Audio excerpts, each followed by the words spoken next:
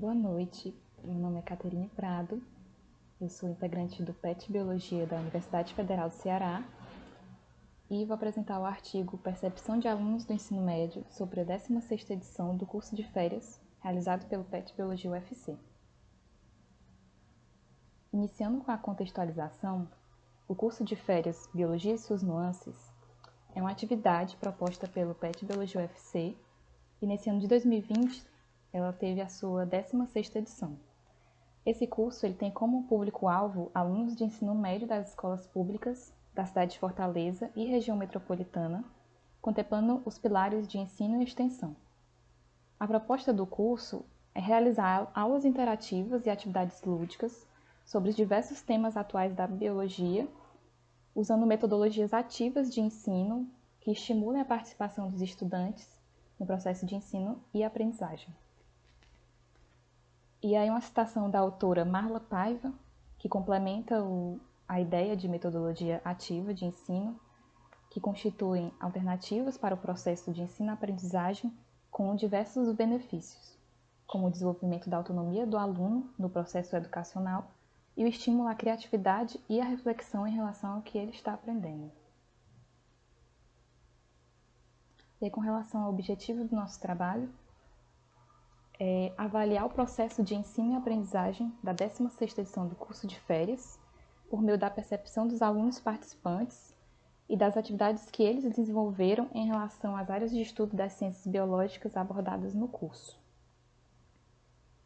E para isso, o curso de férias ele ocorreu do dia 20 a 24 de janeiro de 2020 e o curso ele foi ofertado para 25 estudantes de primeiros e segundos anos do ensino médio, de escolas públicas da capital de Fortaleza e da região metropolitana. E aí a metodologia foi dividida em 3 etapas: preparação, apresentação e avaliação. Na preparação, os estudantes construíram atividades divididas em grupos que eles mesmos escolheram entre si. A apresentação, que ocorreu no último dia do curso, os estudantes apresentaram seus trabalhos para a turma. E, por fim, a avaliação com comentários e feedback de todos que estavam presentes. Com relação aos resultados e discussão, o curso de férias ele trabalha diversos temas da biologia e suas 3 grandes áreas, que é meio ambiente, biodiversidade, saúde, biotecnologia e produção. E aí,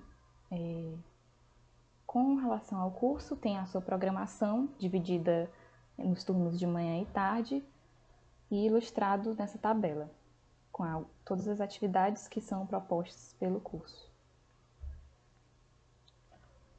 Das equipes presentes, que foram enumeradas de 1 a 5, a equipe 1 trabalhou com a botânica em um experimento com flores, foi composta por 4 alunos. A equipe 2 realizou um jogo chamado Stonks, tendo 3 alunos. A equipe 3 fez uma apresentação de um animal fictício e a equipe era composta por 7 alunos. A equipe 4 construiu uma narrativa de um caso criminal e foi composta por 5 alunos. E a equipe 5 realizou desenhos das vivências do curso, foi composta por 6 alunos. E aí na figura 1 apresenta um pouco dos desenhos das vivências feitas pela equipe 5. Bem, o trabalho da equipe 1 foi a realização de um experimento que consistiu em 2 garrafas de vidro, corante, água e flores brancas da família Apocynaceae. A ideia dos alunos seria mostrar a fisiologia vegetal das plantas com relação ao transporte do xilema, em que o corante ficaria visível nas pétalas das flores, mostrando que a substância, corante mais água, fora absorvida pelo caule e direcionada até as pétalas. Já a equipe 2 produziu um jogo de tabuleiro baseado nos conhecimentos obtidos principalmente de botânica e ecologia ao longo das atividades do curso e utilizando o meme Stonks. Na figura 2, outros desenhos da equipe 5. Com relação à equipe 3, o grupo utilizou o animal imaginário desenhado na atividade Descobrindo a Origem das Espécies para assim desenvolver um seminário onde os integrantes abordaram reprodução, alimentação conservação e habitat. A equipe 4, por sua vez, realizou uma ensinação baseada principalmente nas atividades de educação sexual e perícia, simulando o caso criminal. E, por fim, a equipe 5 idealizou os desenhos que sumarizam todas as vivências dos membros em cada um dos dias do curso. E a figura 3 também representa os desenhos da quinta-feira e da sexta, feita pela equipe 5. E é interessante ressaltar que as apresentações que foram produzidas pelos alunos recapitulam de forma consistente as áreas da biologia que foram abordadas e desenvolvidas ao longo do curso de férias. E aqui no gráfico a gente consegue observar que botânica e ecologia foram as áreas mais expressivas abordadas pelos alunos, mas que todas as outras áreas também foram, em algum ponto, abordadas.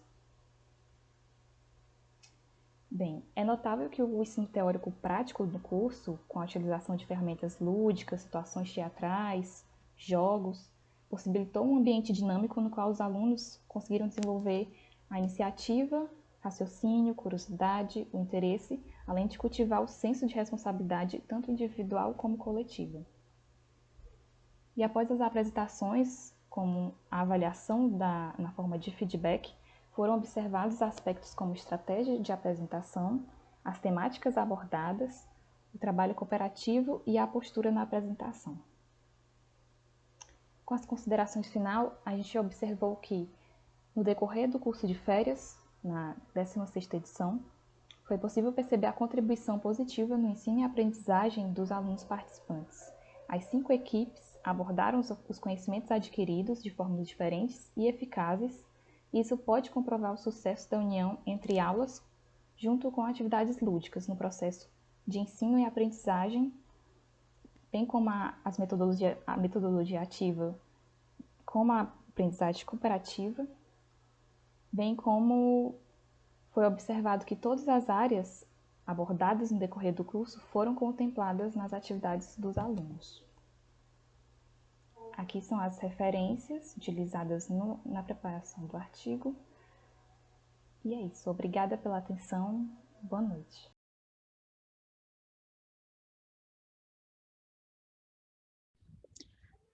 Olá a todos, eu me chamo Juliana Rivas, sou do PET Biologia da UFMA e juntamente com a Larissa Helena nós vamos apresentar nosso trabalho no 19º ENEPET, que tem como título o segundo ciclo temático, primeira semana de Arte e Ciência do PET Biologia.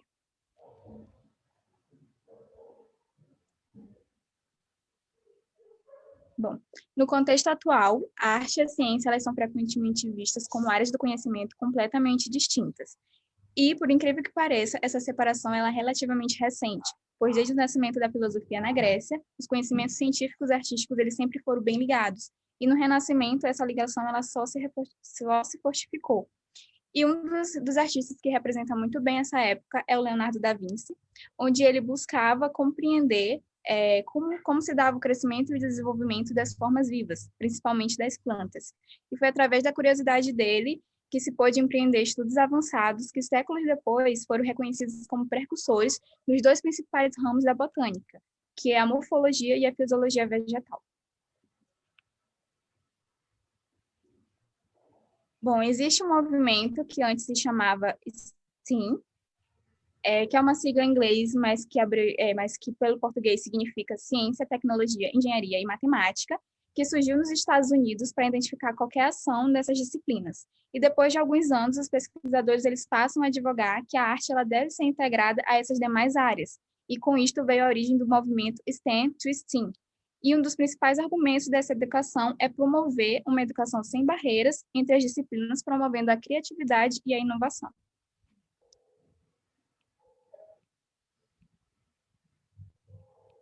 Então, vista a necessidade de resgatar a ideia interdisciplinar entre temáticas que envolvem arte e ciência com os discentes do curso de Ciências Biológicas, o PET Biologia ele realizou no ano de 2019 a primeira semana de Arte e Ciência. Então, nosso evento foi dividido em atividades que aconteceram no prédio da Biologia, no prédio do Programa de Pós-Graduação do Centro de Ciências Biológicas e da Saúde, que é o CCBS. Os encontros eles ocorreram no período de 2 a 9 de julho de 2019, excluindo os finais de semana, e todas as atividades foram abertas ao público e gratuitas, sendo realizadas em horários variados e fora do horário de aula. Nossas atividades, elas iniciaram com uma mesa redonda intitulada de Diálogos entre Arte e Ciência, que foi ministrada pela Donei Ramos, que é escritor e professor de filosofia, e também pela Zeneide Cordeiro, que é mestre em políticas públicas e graduanda em artes visuais. As nossas oficinas foram ofertadas em 4 tipos: teatro e ciência, roteiro e documentário, e fotografia ambiental e desenho científico, e nós realizamos uma exposição de biodesenhos, e para finalizar, nós realizamos o happy hour no Hall da Biologia. As nossas atividades, elas foram ministradas da seguinte forma: a primeira, Teatro e Ciência, foi ministrada pela Célida Braga, que é professora e mestre em estudos teatrais contemporâneo. A oficina de roteiro e documentário, cinema como linguagem científica, foi ministrada pela Emanuele Bonfim, que é graduanda em teatro, lá pela UFMA. A oficina de desenho científico foi ministrada pelos petianos do PET de Biologia, e a de fotografia ambiental pelo Adenilson Reis Chagas, que é graduando em Biologia, e o Raimone Alves, que é mestre em Biodiversidade e Conservação. Falando agora dos resultados de discussão, referente à mesa de abertura, o professor Adonai ele trouxe uma abordagem sobre os primeiros filósofos e cientistas que abordavam muito bem a ligação da arte à ciência. E a professora Zeneide, ela fez uma abordagem mais sensível de como enxergar a arte. Foi uma discussão muito proveitosa, especialmente porque a professora Zeneide, ela tem deficiência visual e trabalha com artes visuais.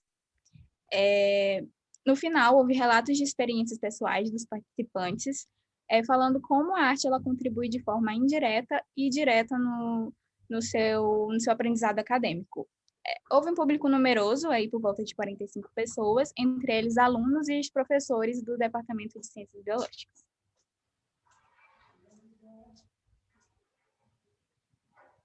Quanto à exposição de biodesenhos, a quantidade de vagas preenchidas ela ultrapassou a esperada, sendo necessária a expansão para inscrições externas também. É um fato que demonstrou interesse por parte dos alunos em expor seus desenhos feitos em sala de aula, principalmente de aulas práticas de botânica e zoologia. É um fato muito bem refletido na reação destes ao perceber que a arte, dentro desse ambiente científico, e que participa secundariamente desse cenário.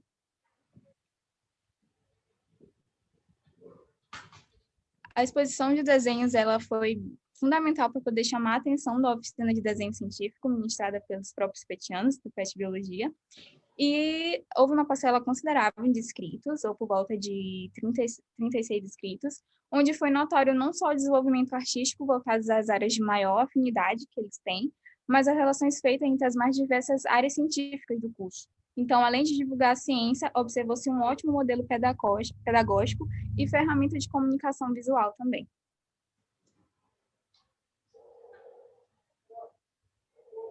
Bom, acerca da oficina de fotografia, foram ministradas técnicas de uso profissional, mas também poderiam ser utilizadas através de celulares atuais, e aguçou-se particularmente as relações interativas de animais e plantas com a natureza.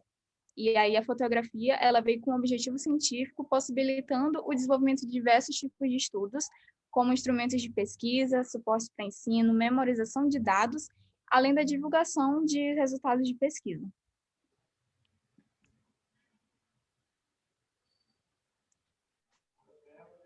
A oficina de teatro e ciência, ela foi disposta de um roteiro teatral referente aos grandes pesquisadores e inovadores do início da era da Revolução Científica, e foram feitos vários exercícios de postura e vocalização, os quais eles puderam ser posteriormente utilizados perante a apresentações tradicionais de seminário.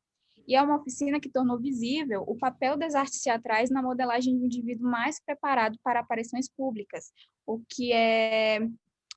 que facilita muito a compreensão e integração de alunos com o conteúdo abordado.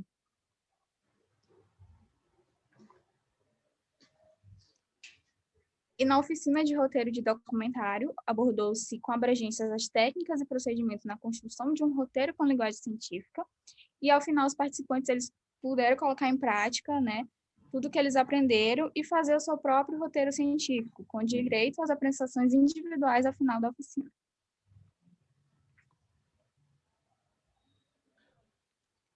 E para o encerramento da primeira semana de Arte e Ciência do PET Biologia, houve a realização do Happy Hour, guiado pelos próprios petianos, e contou a participação especial de um músico docente do Departamento de Biologia, que houve também muitas interações dos alunos, houve também comida, e foi um momento que representou uma forma de agradecimento à participação dos mesmos na realização de todas as atividades.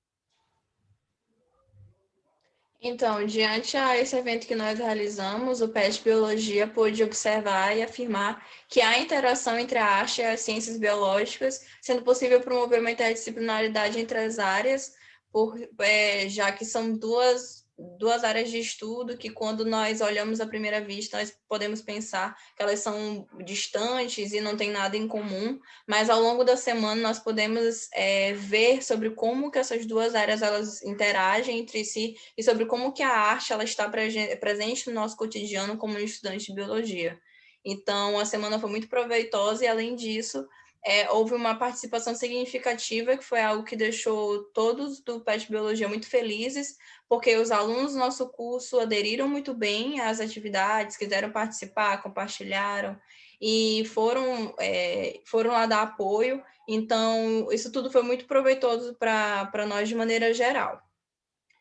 E é isso. Obrigada. O PET Biologia agradece.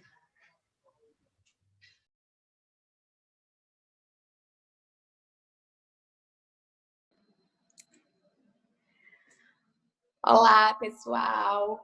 Meu nome é Maria Clara Estelita, eu sou acadêmica do 8º semestre do curso de Odontologia da Universidade Federal do Ceará e irei apresentar o trabalho intitulado A Condição Bucal e as Comorbidades de Pacientes com Deficiência Intelectual, em nome do Programa de Educação Tutorial PET Odontologia da UFC. Bom, inicialmente é fundamental termos em mente que um paciente especial é todo aquele indivíduo, seja ele adulto ou criança, que se desvia física, intelectual, social ou até emocionalmente daquilo que é considerado normal em relação aos padrões de crescimento e desenvolvimento. E por isso, eles não podem receber uma educação regular, padronizada, e requerem sim uma educação especial e uma instrução suplementar em serviços adequados para o resto de suas vidas. Nessa perspectiva, esse grupo de pacientes apresentam sim uma dificuldade de acesso não só à assistência médica, como também à assistência odontológica. E essa dificuldade em acesso de serviços odontológicos, juntamente com as anormalidades da oclusão desses pacientes, uma dieta extremamente cariogênica e os efeitos dos medicamentos que esse grupo costuma utilizar, vão acarretar em problemas odontológicos sérios que precisam ser revertidos por uma equipe especializada.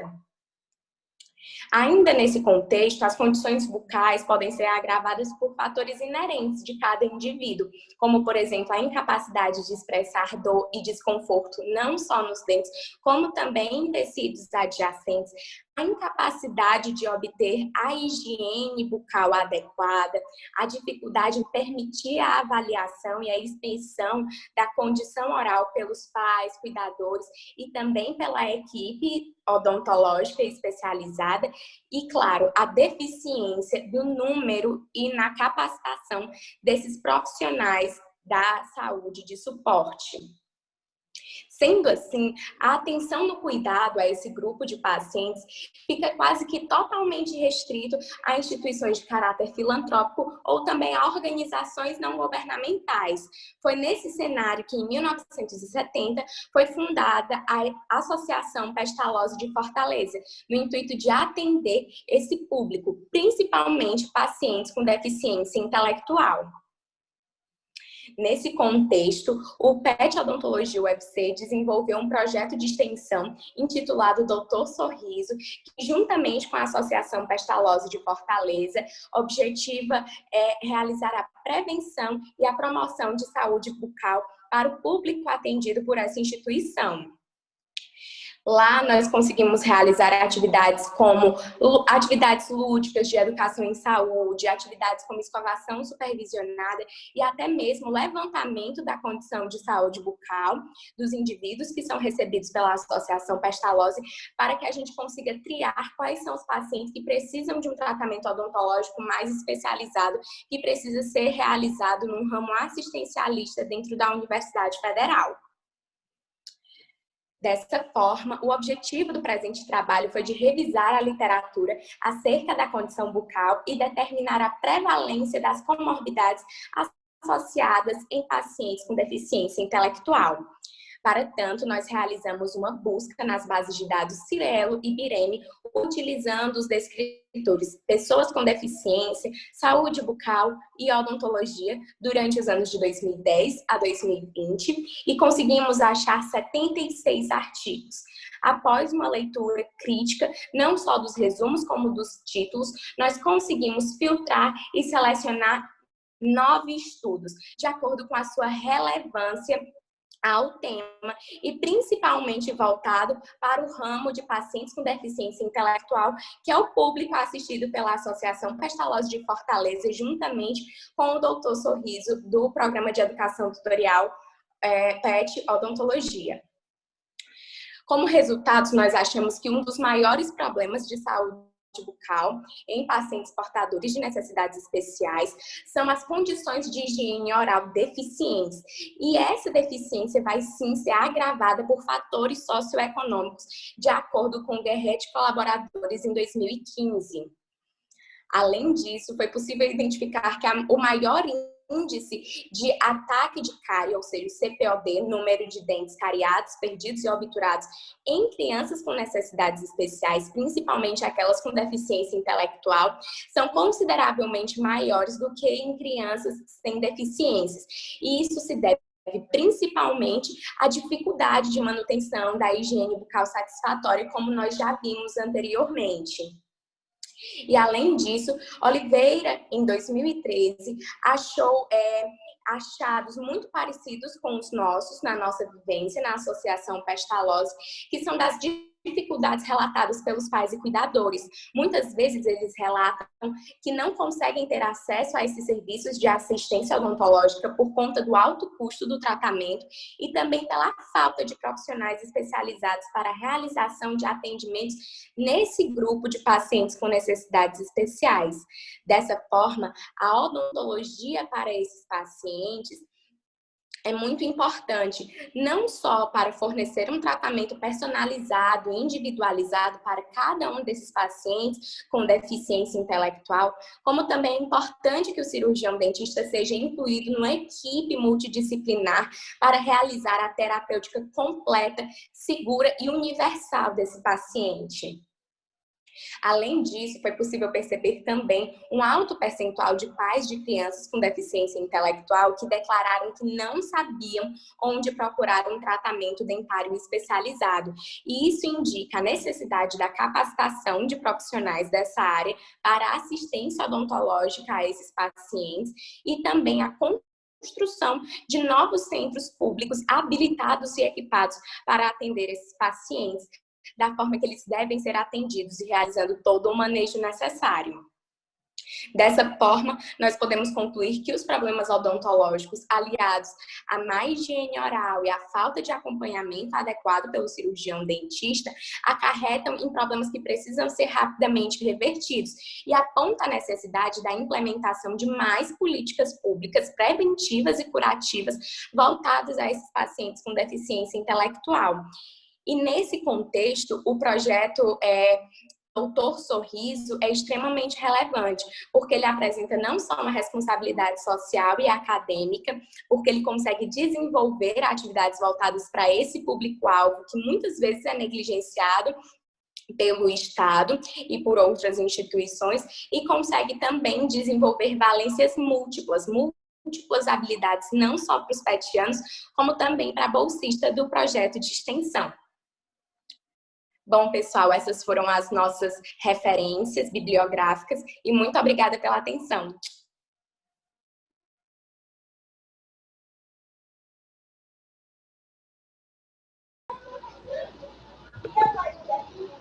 Olá, eu me chamo Fabrício Pires Chagas e junto com a Daniele Feitosa Aires, nós vamos apresentar um projeto desenvolvido pelo PET Biologia da UFMA nos anos de 2018 e 2019. O projeto se chama Atividades Práticas Estruturais de Revitalização de Laboratórios de Ciências em Escolas de Educação Básica da Rede Pública de Ensino.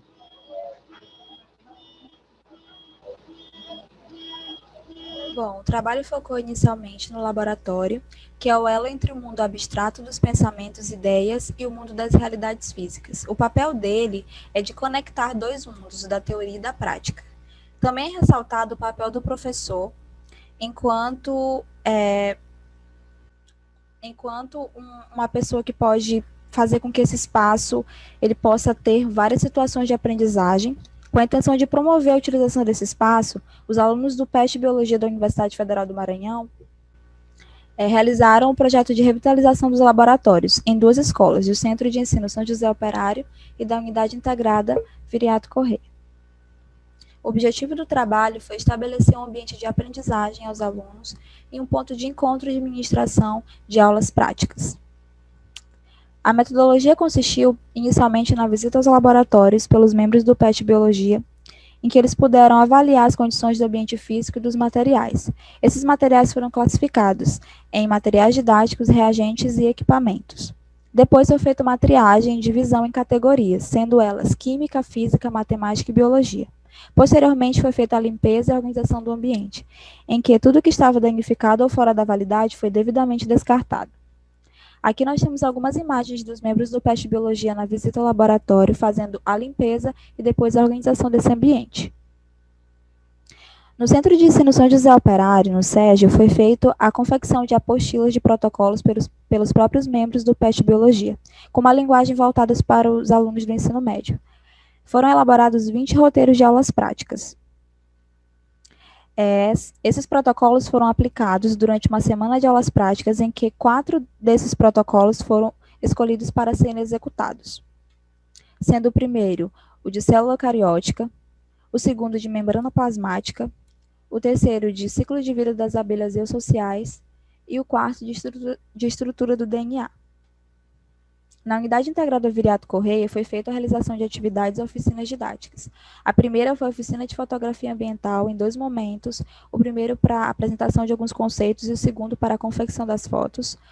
O segundo momento foi feito a apresentação de modelos didáticos, ilustrando aspectos fisiológicos de alguns animais. A terceira atividade foi a oficina de compostagem, dividida em 2 momentos, com o primeiro, que foi a parte teórica, apresentando alguns conceitos sobre o processo de compostagem, e a outra parte, que foi a prática, sob a orientação de alguns monitores, os alunos puderam fazer as suas composteiras utilizando baldes e potes de sorvete. E, por fim, as atividades no laboratório com esses alunos, em que eles puderam se familiarizar com lâminas de alguns tecidos, vegetal, também flebotomíneos e assim por diante. Bem, a primeira atividade realizada no SESG foi célula eucariótica. Nessa aula, com a apresentação de uns modelos didáticos de célula, os alunos puderam aprender um pouco mais sobre diferenças entre célula animal e vegetal, além de poderem visualizar no microscópio eletrônico um tecido de célula vegetal de uma cebola. Na segunda aula foi sobre o ciclo de vida das abelhas eusociais. Nessa prática, os alunos puderam aprender um pouco sobre a diversidade das abelhas, especialmente aqui no Maranhão, e também um pouco sobre o ciclo de vida e metamorfose dessas abelhas.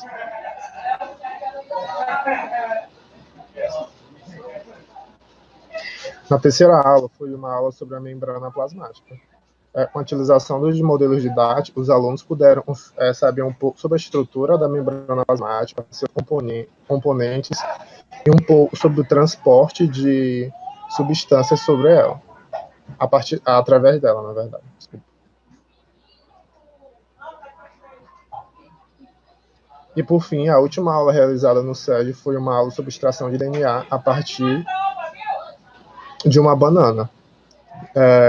Os alunos puderam, através de modelos didáticos, saber um pouco mais sobre a estrutura do DNA, sua importância para a manutenção da vida dos seres vivos, e também aprender um pouco sobre segurança no laboratório, com a utilização de EPIs.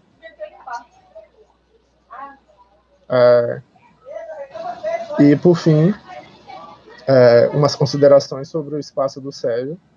E lá apresentava um bom espaço físico e material, mas esse espaço tinha pouca utilização pelos alunos. E o PET Biologia ele veio justamente fazer essa ponte, já que a gente fez a triagem dos materiais, fez a elaboração das apostilas com 20 práticas de diferentes áreas de ensino.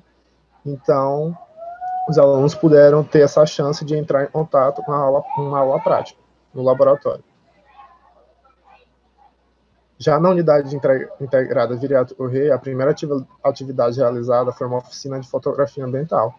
Nisso, os alunos puderam aprender uns conceitos sobre iluminação, ângulos de fotos, e utilizaram esses conceitos em fotos retratando o meio ambiente, especialmente os seres vivos que rodeavam a escola. Então, as fotos foram realizadas no ambiente escolar, como as fotos apresentadas abaixo. A segunda atividade foi a apresentação de modelos didáticos de sistemas fisiológicos de animais. Sistema digestório de ruminantes e aves, sistema reprodutivo humano, sistema respiratório humano de aves, as diferenças, e o sistema circulatório em répteis. A terceira atividade foi uma oficina de compostagem utilizando baldes de água e potes de sorvete. Nisso, os alunos puderam personalizar e confeccionar os potes, aprender a importância da composteira para o mundo moderno e também trouxeram compostos, material orgânico de suas residências para a confecção dessas composteiras. E, por fim, a última atividade realizada no Viriato Correia foi uma atividade no laboratório, onde os alunos puderam ver algumas células animais e vegetais e saber um pouco sobre os flebotomínios, que são insetos vetores de doenças que atingem o ser humano. Umas considerações sobre o Viriato Correia: o laboratório de lá era menos equipado, o espaço era menor, porém já se encontrava em uso pelos alunos. E o PET Biologia ele veio justamente para trazer mais materiais para esse laboratório, trouxe modelos didáticos, trouxe novos modelos de práticas. Então, o PET Biologia trouxe essa contribuição para a escola. E, por fim, esperamos, a partir de agora, que os alunos lá do SESG, os professores, utilizem esses roteiros desenvolvidos para as aulas práticas no laboratório. E na Escola Integrada Viriato Correia, os alunos continuem aprendendo e desenvolvendo mais atividades práticas no laboratório, e eles saibam a importância das atividades para integrar esse conhecimento teórico em sala de aula com conhecimento adquirido em laboratório. Muito obrigado. A PET Biologia agradece muito sua presença.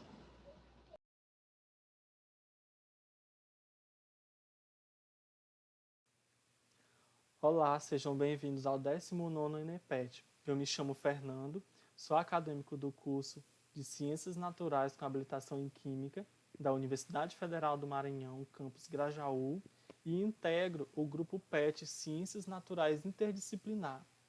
E o tema do meu trabalho é as contribuições do PET no ensino de educação ambiental nas escolas públicas do município de Grajaú, Maranhão.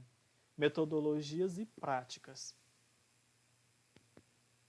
Então, atualmente, a educação ambiental, como um processo educativo nas escolas, vê-se desafiada diante das transformações que a sociedade vem passando hoje, tais como a intensificação da agricultura, que é uma atividade bastante comum aqui no município de Grajaú, expansão demográfica, descarte indevido de resíduos sólidos e a crescente urbanização.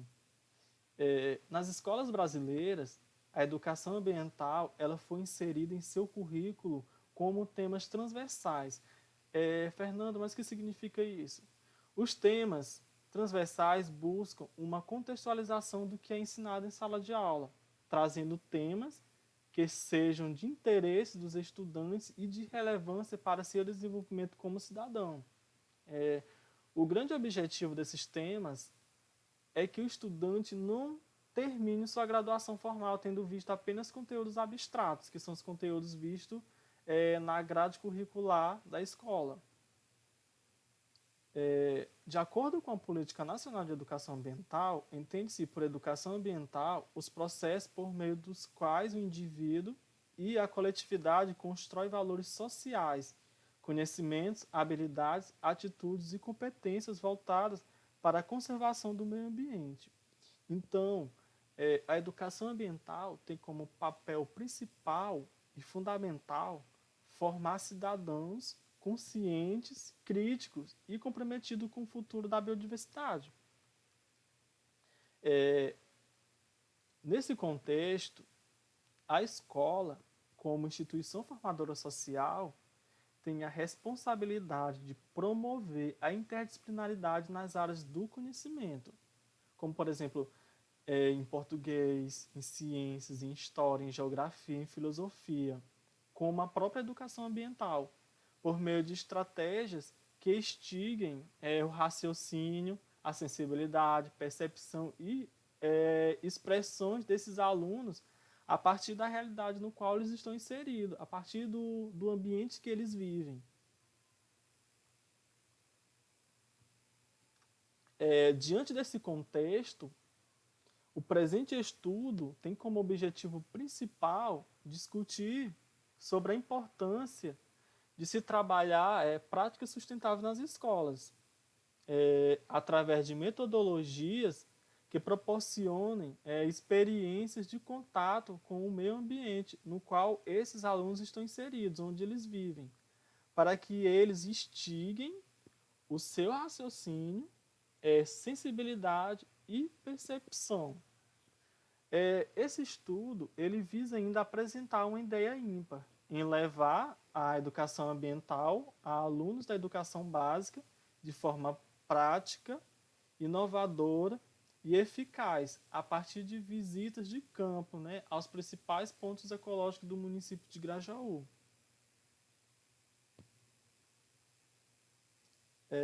O estudo ele foi realizado em 2 etapas.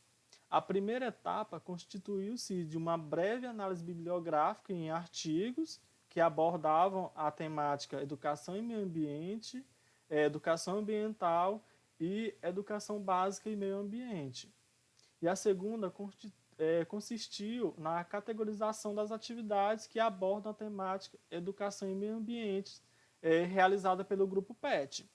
Essas atividades selecionadas foram aula ecológica, trilha ecofotográfica e palestra nas escolas.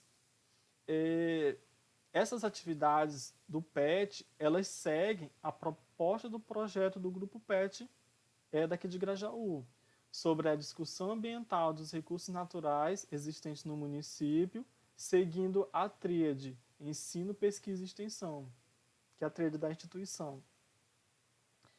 E as ferramentas metodológicas utilizadas foram a própria área de preservação ambiental, que é a Estação Ecológica da Tresdela, que fica aqui dentro da cidade, o Rio Grajaú e o Rio Mearim.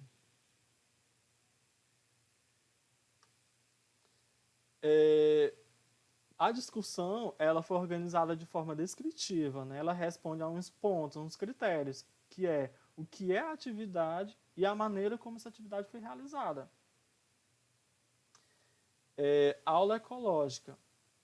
Essa aula ela tem como principal objetivo o desenvolvimento de atividades voltadas para a educação ambiental, bem como a avaliação da problemática ambiental através de análises e apresentação dos processos metodológicos para trabalhar essa questão no município. Essa aula, além de apresentar a importância da preservação desses recursos naturais no município, ela vem identificar os principais fatores que provocam a degradação do meio ambiente e discutir isso com os alunos das escolas participantes e nós petianos mesmo. Essa atividade ela é realizada através de um mapeamento preliminar da área onde a aula ecológica vai acontecer, né? Logo após, o grupo se reúne para definir quais temáticas serão trabalhadas durante a aula. Essas temáticas, por exemplo, a relação homem-natureza naquele local, com as ações antrópicas, fauna e flora, e os próprios recursos hídricos presentes naquele local. Além dessas temáticas, também a gente vai analisar a infraestrutura necessária para realizar essa atividade, como se a gente vai precisar de recursos pedagógicos, como data show, caixa de som, e também sobre deslocamento, se vai precisar de transporte ou não. E sempre a gente seleciona uma escola para participar.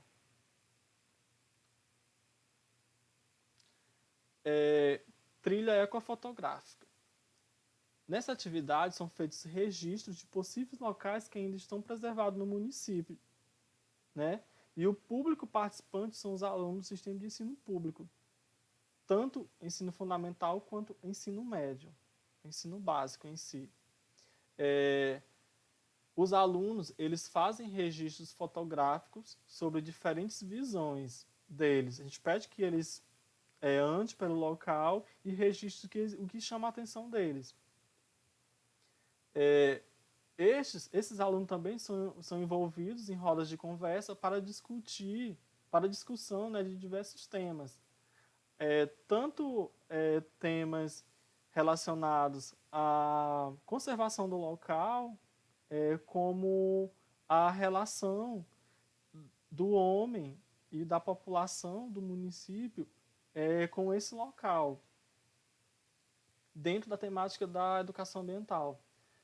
A trilha ela contribui na conscientização, sensibilização e até a valorização por parte desses alunos dos recursos naturais presentes dentro do município. Por exemplo, que aqui a gente tem a gente visitou a estação ecológica de Grajaú e a gente faz com que esses alunos possam refletir as implicações sobre a problemática ambiental e sua relação com o ser humano.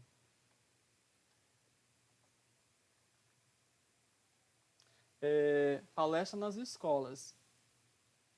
As palestras nas escolas, elas visam levar esclarecimentos e iniciar discussões sobre problemas relevantes para a sociedade, em especial as questões ambientais. E o principal objetivo desta atividade é fortalecer o trabalho de educação ambiental junto às escolas do município. Como atividade anterior, a primeira atividade, que é a aula ecológica, as palestras também partem do mesmo princípio. A gente escolhe um tema para trabalhar com eles dentro de sala de aula, como legislações ambientais, legislações de recursos hídricos, qualidade de água e até os próprios recursos hídricos e ambientais, como fauna e flora do município, o que eles acham como que eles estão, como que esses recursos hoje estão na visão deles. E, nas minhas considerações finais, conclui-se que é notório que as práticas em loco, que são as aulas em campo, proporcionam aos alunos uma experiência de contato com a realidade, com o meio no qual estão inseridos. Podemos contar com vários procedimentos que são feitos e que buscam sempre a sensibilização e conscientização no meio em que vivemos, com práticas que foram e são realizadas visando sempre a importância da educação ambiental. O PET visa sempre colocar em prática a tríade ensino, pesquisa e extensão. Partindo disso, as atividades mencionadas anteriormente, como atividades ambientais, são praticadas num programa com bastante êxito, além de serem significativas tanto para a comunidade civil, o meio ambiente, quanto para os discentes petianos e para os alunos, já que se tratam de uma atividade extensiva, né? Você nota que, ao tirar o aluno de dentro da sala de aula e coloca ele nesse meio, desperta o interesse pela temática, em buscar mais conhecer sobre o que está sendo discutido. E é isso a minha apresentação e obrigado.